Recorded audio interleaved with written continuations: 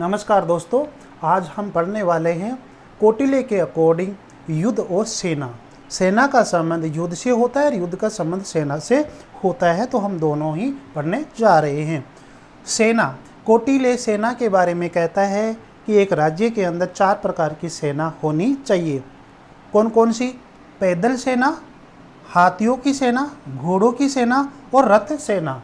तो इसमें हाथियों की सेना को सर्वश्रेष्ठ मानता है कौटिल्य। युद्ध देखते हैं दोस्तों कि युद्ध के बारे में कहता है कि युद्ध 3 प्रकार के होने चाहिए, 3 प्रकार से लड़ा जाना चाहिए। प्रकाश युद्ध वह होता है जो ईमानदारी से लड़ा जाता है। पीठ से या धोखा से या विष देकर या किसी प्रकार से अन्य धोखेबाज से करना, ये प्रकाश युद्ध नहीं होता है। साधारण रूप से देखे जाए कि जिसके घर में प्रकाश किसी के घर में प्रकाश कब रहेगा? जब वह ईमानदारी से काम करेगा, ईमानदारी से मेहनत करेगा, तब उसके घर में क्या है कि दीपक जला रहेगा। तो वैसी है कि प्रकाश युद्ध का मतलब ये है कि समय और परिस्थिति के अकॉर्डिंग, समय और परिस्थिति के अकॉर्डिंग युद्ध लड़ा जाता है। और एक जो इसमें जो युद्ध लड़ने वाला जो देश होता है वो अगले वाले को ये कहता है, अरी जो राज्य होता है उसको ये कहता है कि हम अमुक दिन अमुक समय आपसे युद्ध करेंगे, आप तैयार रहो। ठीक है, धोखे से ये युद्ध नहीं किया जाता है, इसलिए इसको प्रकाश युद्ध के नाम से जानते हैं। लूट युद्ध, ये लूट युद्ध जो है वो लूट कर दूसरा जो अरी राज्य है उसकी जो संपत्ति है, उसका जो संसाधन है, उसको लूट लिया जाता है, उसको कमज़ोर बना दिया जाता है, वो होता है लूट युद्ध।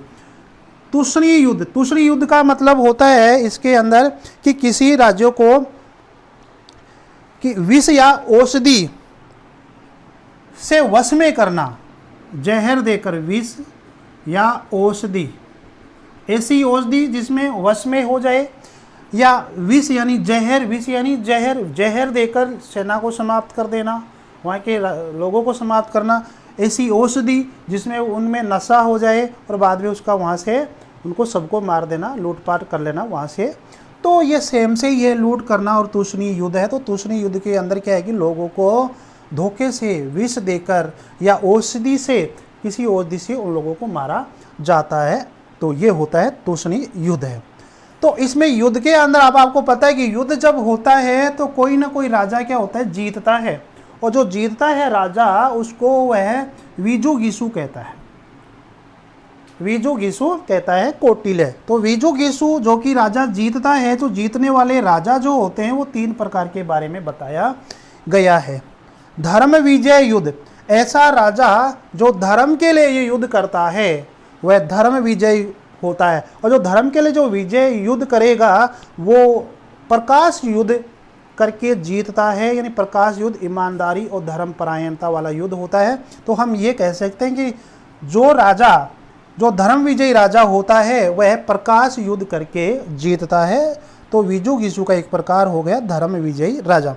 लोभ विजयी, लूट, ये हो गया लूट युद्ध, यानी कि एक तरह से संपत्ति को लूटना और करना, ये क्या है, लोभ विजय आ गया। ठीक है, संपत्ति के लिए जो लूट मार की जाती है, तो ये एक तरह से हम ये कह सकते हैं कि लूट युद्ध से जो राजा विजय बनता है वह राजा लोभी विजय कहलाता है। असुर विजय, तो असुर विजय यानी एक तरह से ये हम ये कह सकते हैं कि तूषणीय युद्ध। क्या हो गया, तूषणीय युद्ध। यहाँ पर विष औषधि आदि देकर, मतलब एक असुर, यानी असुर क्या होता है, असुर होता है राक्षस। तो राक्षस की तरह काम करके और फिर वो राजा बनता है, वो क्या हो गया, असुर विजय युद्ध हो जाता है। तो हम इन्हीं युद्धों के हिसाब से जो युद्धों में जीतता है उस राजा को बाद में क्या कहते हैं, धर्म विजय। प्रकाश युद्ध वाला धर्म विजय राजा कहलाएगा, हम ये कह सकते हैं। लूट वाला, लोभी विजय वाला राजा कहेगा, और तूषणी वाला क्या कहेगा, असुर विजय वाला राजा कहा जाएगा। तो इस तरह से युद्ध के उसने 3 प्रकार बताए, और युद्ध में जीतने वाले राजा विजुगीषु के भी उसने 3 प्रकार बताए। और दोस्तों बात करते, मैंने आपके पिछले वीडियो के अंदर बताया था कि षड्गुण नीति बताई थी मैंने तो ये युद्ध के समय ये षटगुण नीति बड़ी काम की रहती है कौटिल्य के अकॉर्डिंग। षटगुण नीति,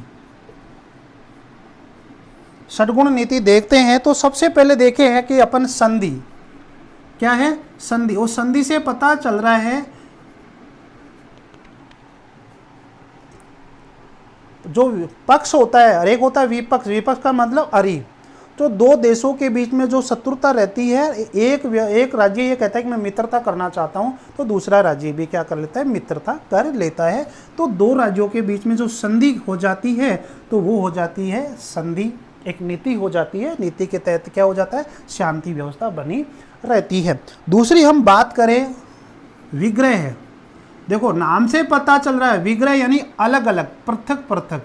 और पृथक पृथक किसको किया जाएगा, राज्यों को, क्योंकि लड़ाई किसके बीच में हो रही है, युद्ध किसके बीच में हो रहा है, द्वंद्व किसके बीच में होगा, राज्यों के बीच में।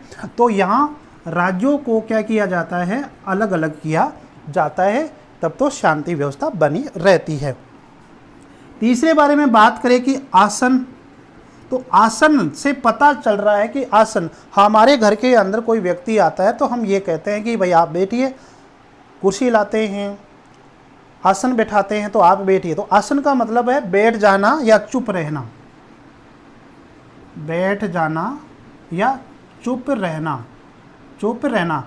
अर्थात एक सेना युद्ध करने से इनकार कर दे कि हम आपसे युद्ध नहीं करेंगे, तो दूसरी सेना अपने आप ही युद्ध नहीं करेगी। तो लड़ाई झगड़ा तो कब होता है, जब दोनों बराबर के हो जाते हैं, द्वंद्व हो जाते हैं, दोनों प्रधान होते हैं, वहाँ पर लड़ाई झगड़ा होता है। तो कौटिल्य ये कहता है कि किसी देश के अंदर शांति व्यवस्था बनाए रखने के लिए षटगुण नीति भी काम करती है।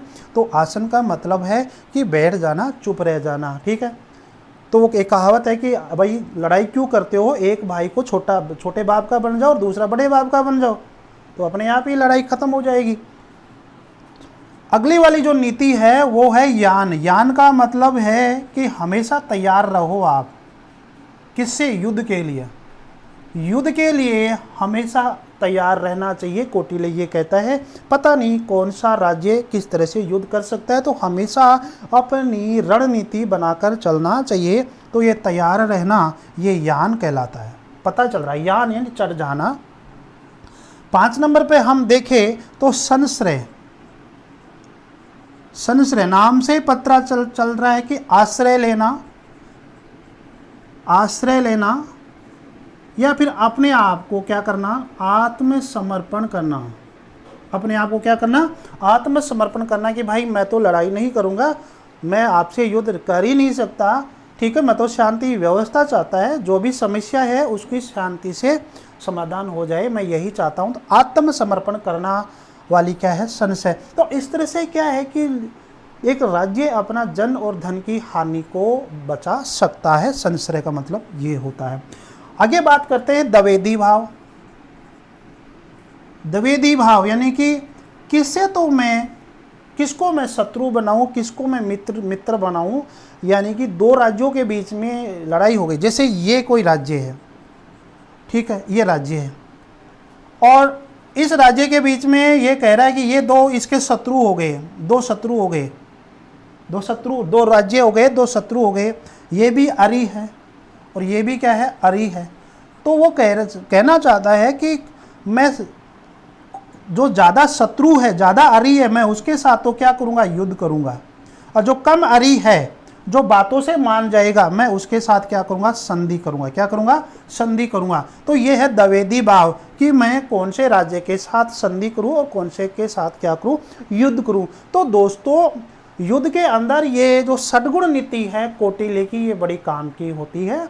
तो एक तरह से षटगुण नीति क्यों बताई कौटिल्य ने, कि देश के अंदर, राज्य के अंदर शांति व्यवस्था, अखंडता बनी रहे, इसलिए उसने षटगुण नीति का उपाय बताया था। तो दोस्तों आज हमने पढ़ा कि कौटिल्य के अकॉर्डिंग सेना 4 प्रकार की होती है और जो युद्ध होते हैं वो 3 प्रकार के होते हैं और षटगुण नीतियाँ कितनी होती है, 6 प्रकार की होती है। और ये 6 प्रकार की जो नीतियाँ हैं वो युद्ध के समय काफ़ी